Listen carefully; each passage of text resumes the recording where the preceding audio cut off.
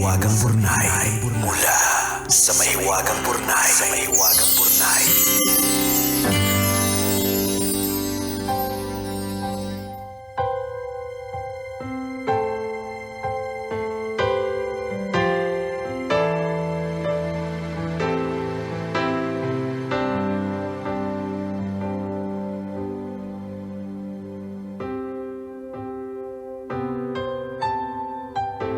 Dear kumikinang na tambalang Nicole Yala at Diego Bandido.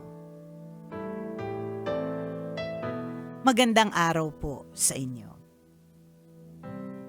Itago nyo na lang po ako sa pangalang Anton, 34 years old at nagtatrabaho sa Makati. Wala naman akong matinding problema o mabigat na dinadala. Napasulat lang ako para ibahagi ang kakaibang karanasan ko last weekend. Hanggang ngayon kasi kapag naalala ko, hindi ko alam kung maawa o matatawa ako sa sarili ko. Ganito po kasi, nakatira po ako sa isang high-rise na condo malapit sa opisina. Nagrerenta po ako sa isang maliit na studio unit. Para makahinga-hinga at makasagap ng sariwang hangin, madalas po akong tumambay sa open parks na malapit din naman sa kondo. Nitong nakaraang weekend, naisipan kong mag-breakfast sa park. Kagigising ko lang noon.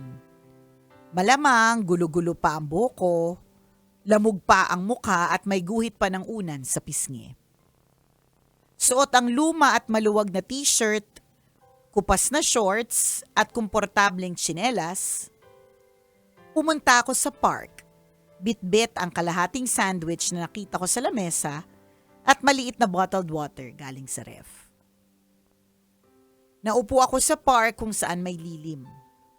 May mga naglalakad sa paligid pero hindi ko napapansin. Nakatuon ang pansin ko sa pagkain. Maya-maya may isang babaeng lumapit. Marahan niyang nilapag ang isang supot ng pandesal sa tabi ko. Naasiwa ako ng konti dahil sa nilaki-laki ng park, sa tabi ko pa talaga siya, naisipang umupo at kumain din. Pero hindi gaya ng inaasahan. Naglakad palayo ang babae matapos ilapag ang isang supot ng pandesal sa tabi ko. Hindi nagtagal, isang lalaki naman ang lumapit. Dala niya ang isang supot ng fast food chain. Nakangiti siya paglapit sa akin. Inilapag ang supot ng fast food sa tabi ko na halatang may lamang tirang pagkain. Marahan niya akong tinapik sa balikat at sinabing sana daw makatulong kahit papaano ang pagkaing bit-bit niya. Doon ko napagtanto na napagkamalan akong pulubi. Hindi ko tuloy alam kung matatawa ko o maiiyak. Bago pa dumami ang pagkain sa tabi ko, naisipan ko nang bumalik ng kondo. Pagbalik ko, tiningnan ko ang sarili ko sa salamin at totoo nga naman, sa ayos ko, mukha akong nawawala sa sarili. Hindi naman po ako galit. Sa totoo lang, natouch ako kasi sa panahon ngayon, bihira na ang may malasakit. Kung pulubi man ang tingin nila sa akin, salamat na rin at hindi nila ako binaliwala. Ang inyong kumikinang na tagapakinig, Anton.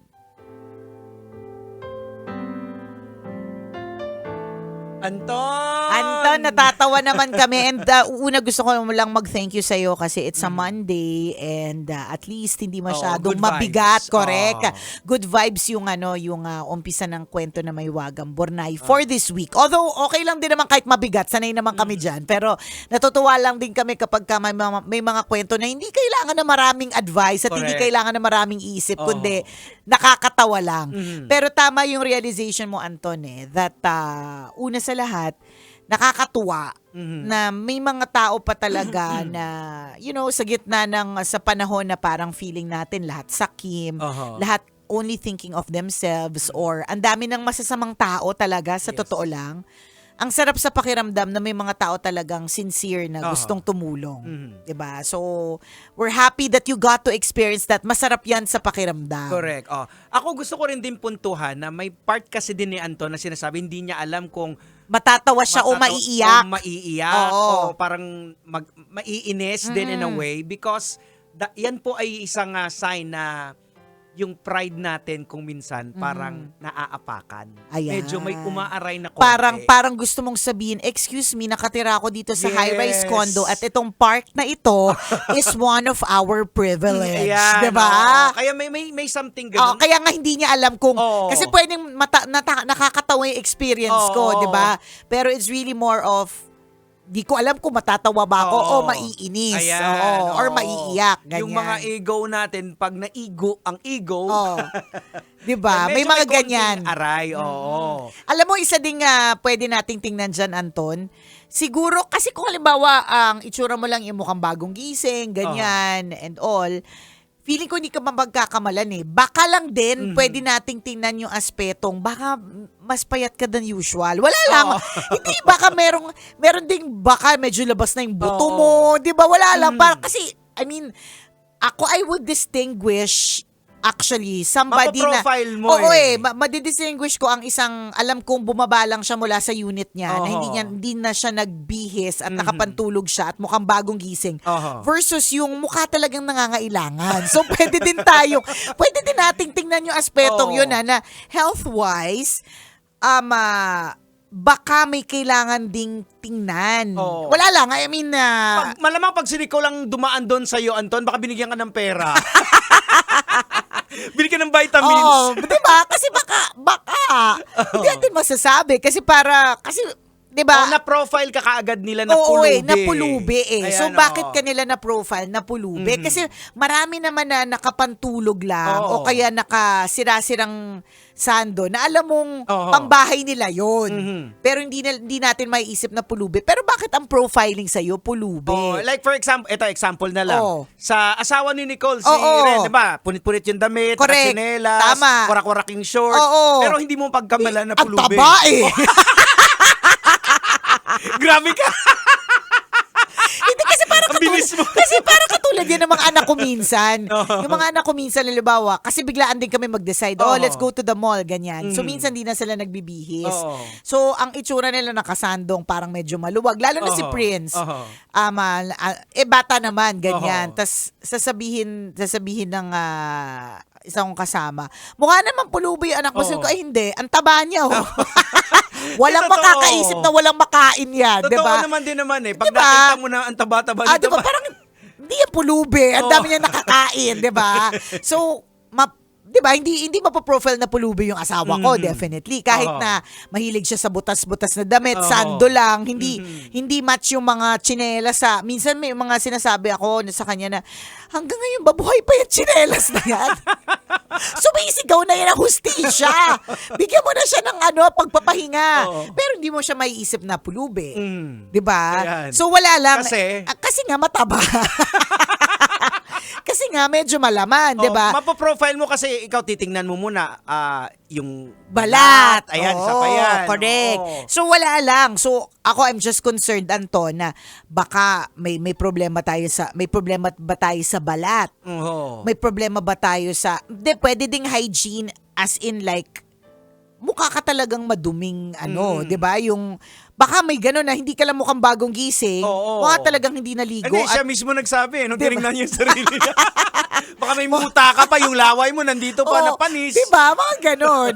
But anyways, it's just good to know that there are still people na tumutulong. Yun yung maganda doon, Yun yung Anton, maganda. na yung nagbigay sa'yo ng realization na may mga tao pa talagang may puso. Oo. Diba? So it's not a bad world after all. Yes, oo. Yun na masarap sa pakiramdam kapag nakakakita ka ng mga taong sincere na gusto nila talagang tumulong. And good thing din about that, Anton, is yung ginawang kabutihan sa'yo, ipasa mo rin sa iba. Yan. Maghanap ka rin ng mukhang pulubi tapos iwan mo rin ng mga isang supot ng pandesal. Oo.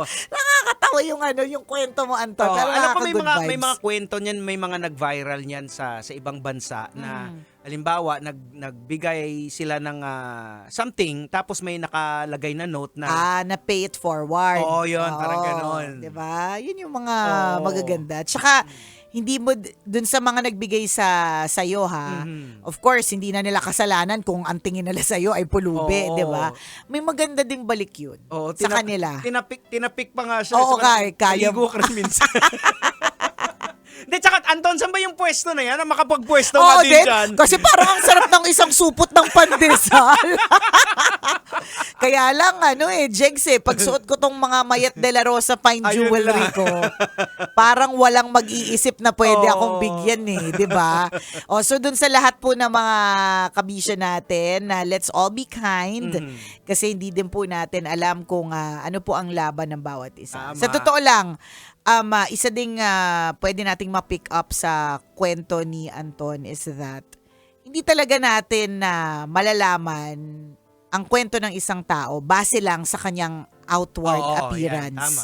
Oo. 'Di ba? Kasi sino mag-aakala na, Correct. hello, nandun ka pala sa high-rise condo. Oo. Hindi lang basta condo, kundi high-rise. High-rise. Pag high-rise, Oo. ibig sabihin, high din ang niya, Oo. ng renta dyan. Mm. Kung nabili mo naman yung unit, hindi yan 100,000, million yan. Tama. 'Di ba? Pero hindi nakita sa outward na appearance. So, Oo. wala lang, ganun din po sa mga taong nakakasalumuhan natin everyday. Hindi po nakikita sa kanilang panglabas na kaanyuhan Correct. na meron pala silang bigat na nararamdaman. Oo. So, let's be extra kind. Ayan, kasi meron, kuminsan may mukhang mayaman lang din. Meron din. Na walang-wala rin pala. Correct. Oo. At saka may mga mukhang masayahin Kaya nga Oo. 'di ba lagi na lang sinasabi, kumustahin mo ang pinakamasayahin mong kaibigan. Kasi baka yung outward appearance and outward Oo. attitude na pinapakita nila Mhm. is not really a reflection of what's happening inside. Oo, kasi kung minsan defense mechanism din yan Correct. Like for example, meron akong isang pamangkin na pag pinapagalitan siya, parang ngumingiti siya. Mm-mm. Pero uncomfortable na pala siya. Correct, deep totoo. inside. Totoo. May mga ganun Si Prince, yung aking bunso, kapag ka uncomfortable siya, yun din yung napapansin ko sa diba? kanya. Kunyari, let's say, hindi niya naiintindihan yung lesson. Oo. So, para hindi niya pinapakita na uncomfortable siya. Ang ginagawa niya, nangungulit siya. Nangungulit siya o kaya nagme-making face siya, parang ganon. Pero sa totoo lang, dahil nababasa ko na siya, alam ko hindi na siya komportable. Ganon, and ganon yung tao. Ayan. Hindi natin masasabi. Isa sa mga favorite ko na linya na nabasa ko, na pinagawan ko ng sticker yung sasakyan namin, is yung not all disabilities are visible. Tama, totoo. Gustong-gusto ko yung linyang yun Kasi hindi po talaga lahat ng disability ay nakikita natin. Kasi hindi po tayo lumalabas ng bahay na may placard na Oo. nagsasabing PWD ako. Correct. May pinagdadaanan ako, iniwan ako ng asawa ko. Tama. Katulad nung napag-usapan natin recently na masama ang lagay ng puso ko ngayon dahil yung Oo. mister ko ay nag-escort service, kakaamin niya lang. Walang ganun Correct. Ang makikita mo, patawa-tawa. Ayan. O kaya Oo. maayos na ang itsura. Mhm. Pero hindi natin alam, may laban pala siya na hindi Ayan. natin alam. Correct. So let's Kaya, just be extra kind. Always be kind. True, Oo. lalo. Kahit sino man po ang makaharap natin. Correct. Ayan na. Salamat, Anton, sa Ayan, good thank you, vibes na dala mo Anton. today. Thank you so Salamat. much. Pag may time ka, Anton, lapit lang naman, Makati pa, pasyal ka dito. Correct. Baka may sobra pa yung mga binigay Correct. sa'yo. Alam mo, kumakain kami ng tira. Oo naman. Tirador kami ng tira. Tama. Diba? Uy, sa lahat ng mga kabisya nating super na nagpa-register na para sa ating Love Knows No Boundaries Oy, promo. abangan mamaya. Abangan mamaya. Ayan. Meron po kaming tatawagin. Ayan. winner. O siya, exit na muna kami for now. Alright, hanggang dito na lang po muna ang tambalang kumikinang muli. Ako pong kumikinang naulo, Diego Bandido. At akong kumikinang ina mo, Nicole Liala. Kailangan pa bang i-memorize yan? Basic!